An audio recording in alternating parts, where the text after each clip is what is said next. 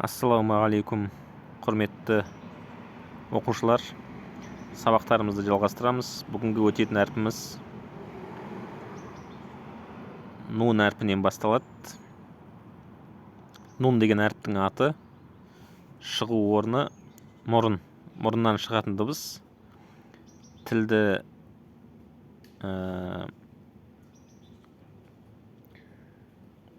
таңдайымызға тигізіп, бірақ дыбысты мұрыннан шығарамыз. Н деп.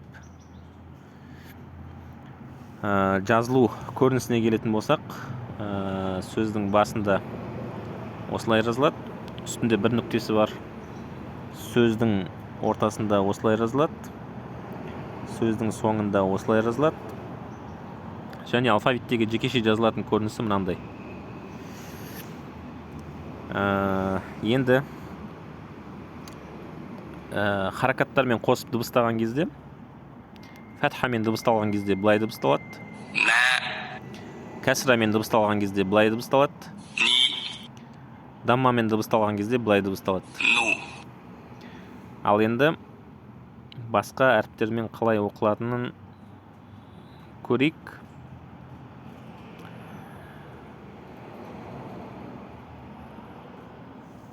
Төменде мысалдар келтірілген, оңынан солға қарай оқимыз.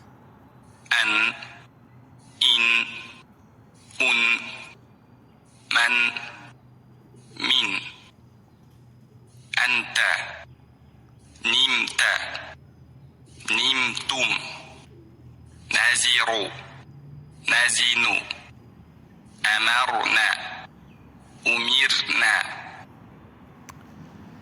Енді келесі әрпіміз біздің ол е әрпі. Е әрпін дыбыстаған кезде аузымыз осындай көріністе болады.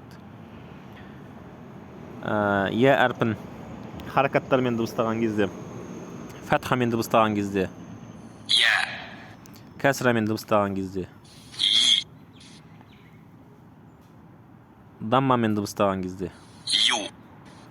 Жазылу көрінісіне келетін болсақ, сөздің басында осылай жазылады, астында екі нүктесі бар.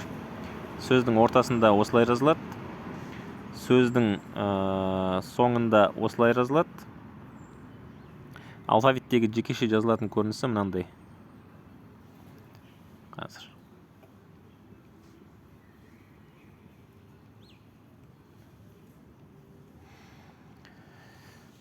Енді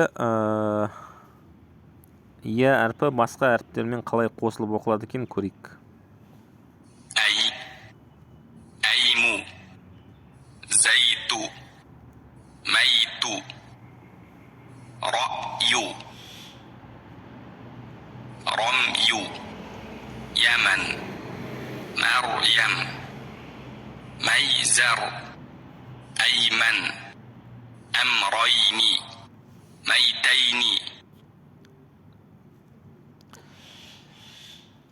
Келесі әрпіміз бұл б әрпі. Б әрпінің шығу орнын қарасаңыздар суреттен.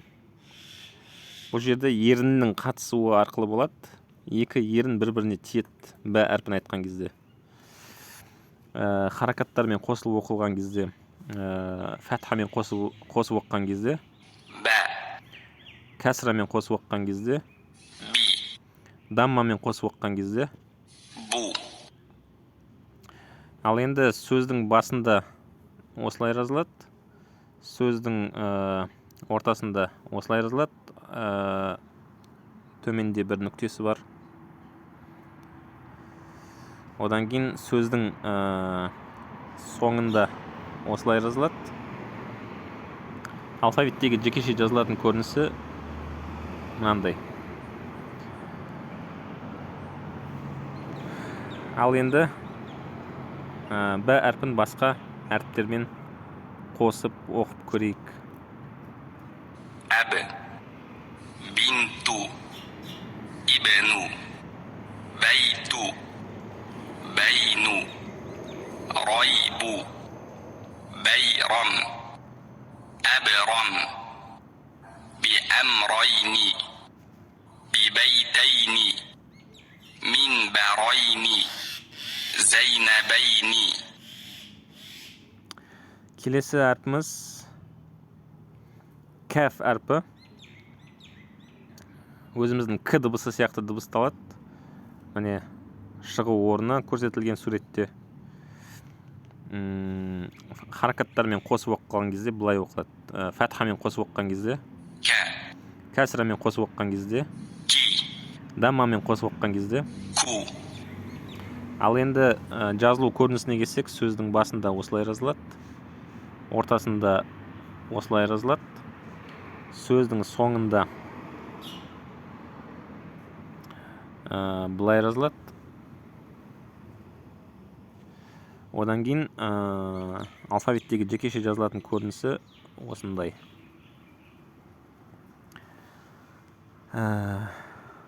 Басқа әріптермен қосып оқып көрейік енді. كم كم كن كي كرم كنز كتب ترك يترك كتبتم أمرتك ممكن.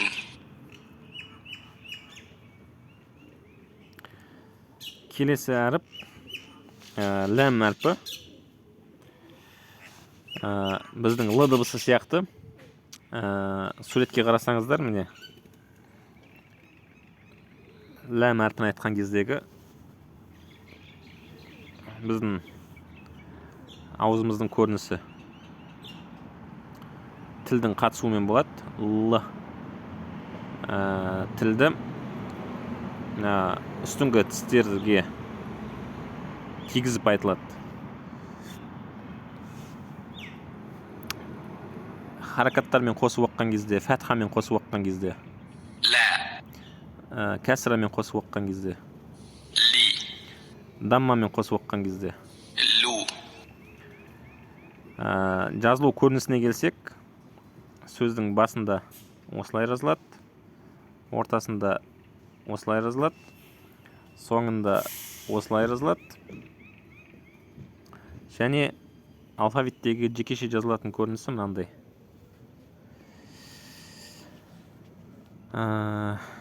Басқа әріптермен қосып оқып көрейік.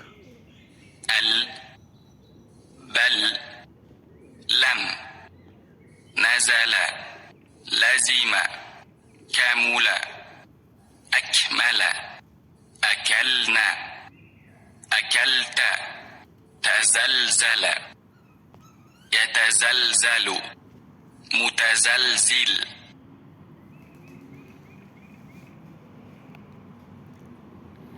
Енді келесі өтетін әрпіміз ол уәу әрпі. Уәу әрпінің шығу орнын қараңыздар, міне.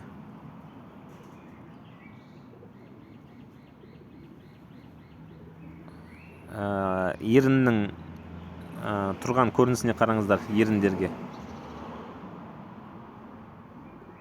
Еріннің қатысуымен болады бұл жерде.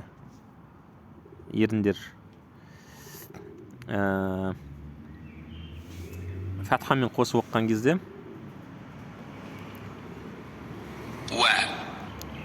кәсрамен қосып оқыған кезде, даммамен қосып оқыған кезде,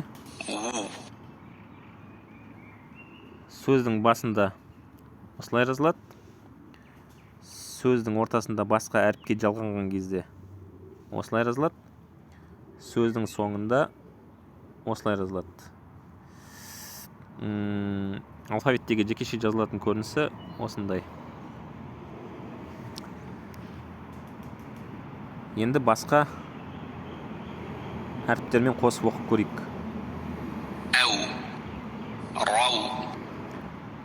Байқасаңыздар, міне рау деп оқыдық. Алдыңғы сабақта айтып өткендей, ро әрпі фатхамен оқылған кезде жуан оқылады. Рәу деп оқымаймыз, рау деп жуан қылып оқимыз.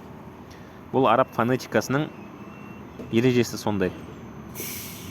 نو ورم وتر ولم أولو وزن كوكب موكب أولمتم أوترتم. Сонымен бүгін тағы да 1, 2, 3, 4, 5, 6 әріп өтіп тастадық. Алла қаласа қалған әріптерді басқа сабақтарда жалғастырамыз. Бүгінгі өткен әріптерді қайталап келесі сабаққа дайын болыңыздар.